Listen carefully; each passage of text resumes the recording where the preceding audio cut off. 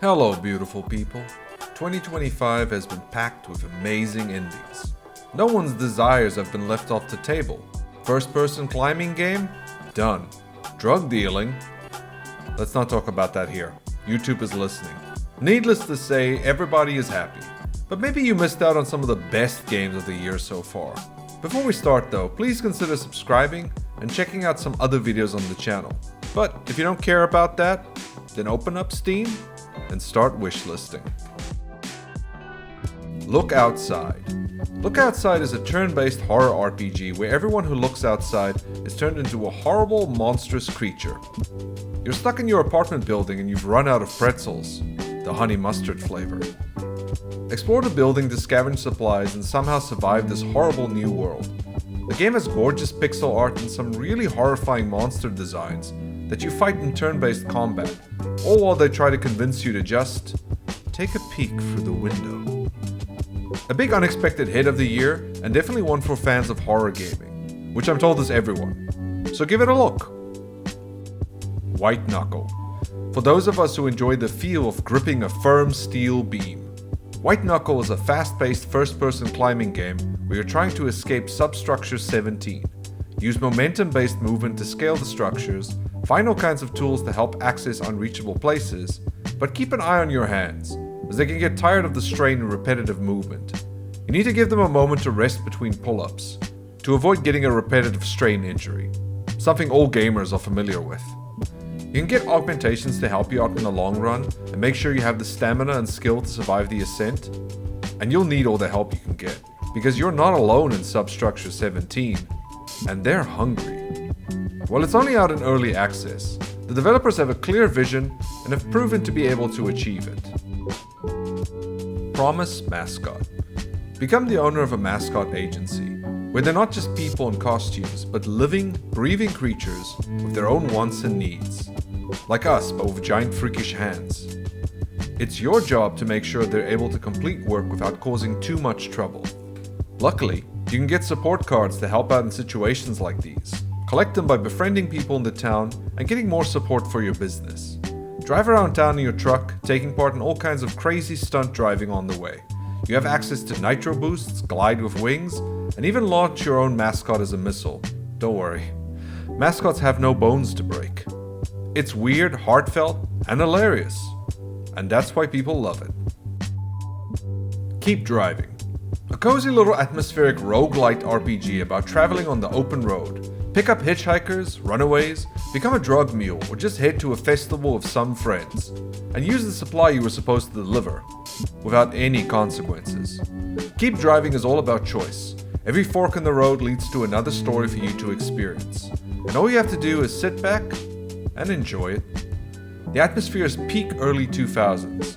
I can smell the vintage cars, CDs, and stale cigarette smoke off my grandma's couch.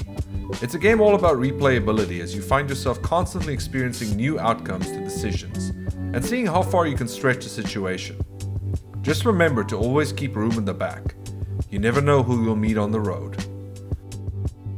The Rootrees Are Dead. A mystery game that grabbed people in a way few games have in this genre. You play a private investigator who needs to find the surviving blood relatives of the Rootrees family, who recently all died in a plane crash.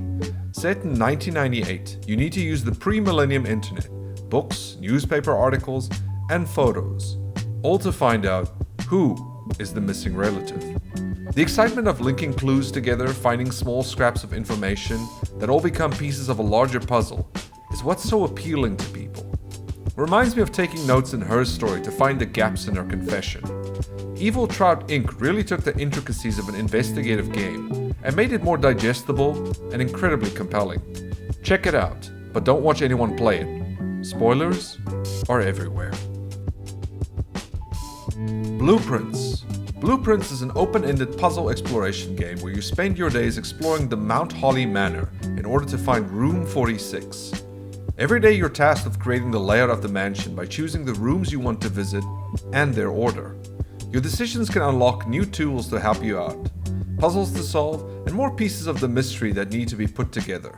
Just remember that every day the manor resets, which means repeating the task of setting it up. This is a puzzle game with an interesting premise and progression system that really challenges people to keep their eyes and neurons open. While you might think this concept runs thin pretty quickly, it will have you hooked for hours. Wave your family goodbye, lock the door, and start solving.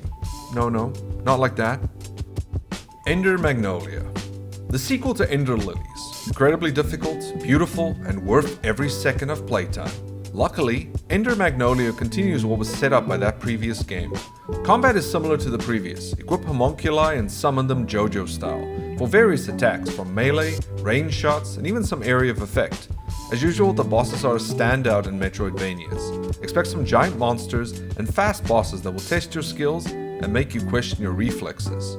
I love the previous game, and to see a sequel improve so much while keeping the soul of it alive does me good. Skin Deep. One of the most overlooked yet incredible genres, immersive sims, has another benchmark game out. You're stuck on a giant starship, and pirates have taken over. It's up to you to save the crew, who also happen to be adorable cats. So the stakes are higher than usual. Sneak and fight your way through the ship as you complete your tasks and try to stay alive. Just be aware that the pirates are not stupid and will find you if you're careless. Also, they can't die, so that's a bummer. There are plenty of ways to sneak around, whether through the old reliable air vents, walkways, different rooms, or maybe just take a stroll in space if you feel like it. All options get a thumbs up. Great open-ended gameplay, intense combat, and a good sense of humor. What's not to love? Unless you're a dog person, I guess. FlyKnight. The first game I brought this year, and I loved it. A first-person dungeon crawler where you're the FlyKnight, and it's up to you to kill the evil Luna Moth and lift the curse that prevents bugs from growing wings. It's fantastic. At first glance it seems incredibly slow and tedious, but once you get to grips with the stamina system and start finding new weapons and magic, it becomes impossible to put down. The game takes the best elements of the Souls series, but adds fishing and also allows you to play with friends and enjoy the journey. Every new weapon is a learning experience, as you get used to the weight and power of them.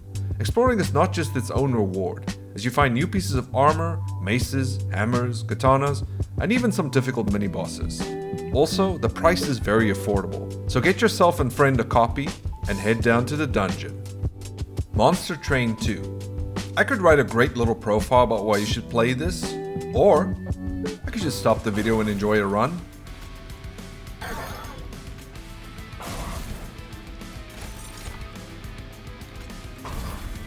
Okay, fine. Monster Train 2 is a roguelite deck builder and train conductor simulator. Protect the pyre, defeat the titans, and try to reach the end. It's the same game we've all loved before, but with so much more. 5 new clans, new cards, abilities, and much, much more. It's one of those games where you kind of go, how good could it be? Well, I recommend you put an hour into it and just see for yourself.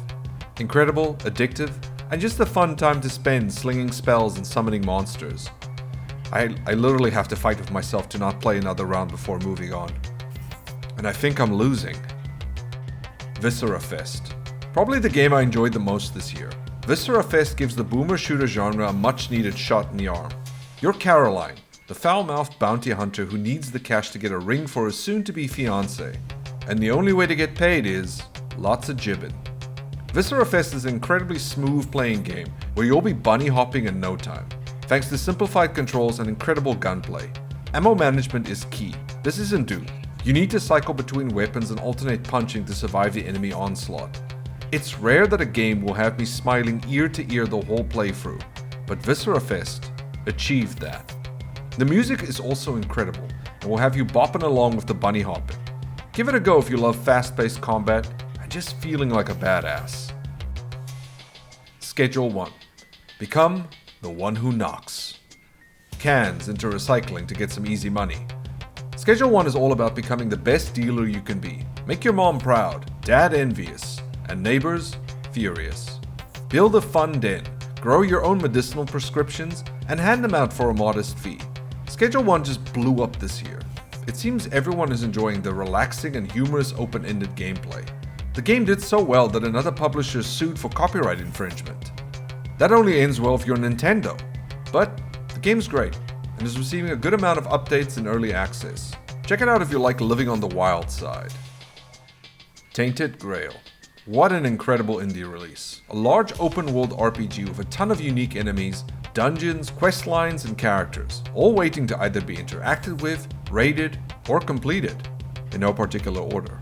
Expect almost 100 hours of content packed with hundreds of quests in a world inspired by dark Arthurian legends, minus any Sean Connery impressions. The game evokes the same dark atmosphere of amazing games like Morrowind or even Elden Ring. Combat is fast, intense, and has proper weight to it. Wield a variety of weapons and supplement their hitting with spells to really prove to the world that the real terror is you, and being able to min-max. Expedition 33. I don't even know what I can say about this game. Probably the biggest game of the year, indie or otherwise, and something that just completely blew open the doors of gaming for the masses. The hype and love are deserved, as Clair Obscur not only tells an interesting narrative around the paintress and people being erased past a certain age, but reinvigorates the turn-based combat genre with some really interesting ideas. Dodge, parry and counter with perfect timing during combat. It's not just your standard turn-based combat of choose a skill and watch it play out. All of this is helped out by incredible visuals that will surprise people at the fact that this game was made by a small studio and has put some bigger budget AAA games to shame. It's on Game Pass if you haven't given it a try, and comes highly recommended. ENA Dream BBQ. Developed by ENA team, ENA Dream BBQ is an odd adventure. Travel around trippy worlds, meet all kinds of strange characters, and maybe help them out, or just stare. The mix of various visual styles clash in a striking way to make the world feel unique, and push you to further explore and see what other freaks you might find around the corner. While gameplay is a bit limited, this is still an experience, and best of all, it's completely free. You have no excuse to try this out. Take the plunge and get freaky. The first half of 2025 has had some big surprises, and really amazing indies to make the year incredibly memorable. I hope you found a game to try out and enjoy, and if you've played any of these, let me know about it. But thank you for watching, and have a great day. Goodbye.